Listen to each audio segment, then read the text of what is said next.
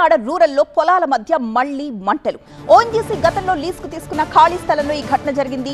దట్టంగా పొగలు అలుముకున్నాయి. పొలంలో పెట్టిన నిప్పు గుట్టలుగా ఉన్న ఫైబర్ సామాగ్రికి మంటలు అంటుకోవడంతో పెద్ద ఎత్తున అక్కడ పొగ ఏ విధంగా వస్తుందో మనం చూస్తున్నాం. ఒక్కసారిగా చెలరేగిన మంటలు దట్టమైన పొగకు కారణమయ్యాయి. మంటల్ని అదుపులోకి తీసుకొచ్చింది ప్రస్తుతం అయితే అగ్నిమాపక సిబ్బంది.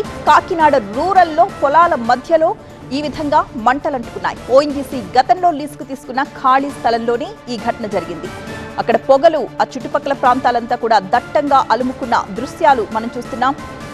పొలంలో నిప్పు పెట్టడం కారణంగా గుట్టలుగా ఉన్న ఫైబర్ సామాగ్రికి ఆ మంటలు అంటుకుని అగ్ని ప్రమాదం సంభవించినట్లుగా మనకు తెలుస్తోంది. ఒక్కసారిగా చెలరేగడంతో మంటలు చుట్టుపక్కల ప్రాంతాలంతా కూడా దట్టమైన పొగ అలుముకుంది. ఫైర్ సిబ్బంది అక్కడికి చేరుకుని ఆ మంటల్ని అదుపులోకి తీసుకొచ్చారు.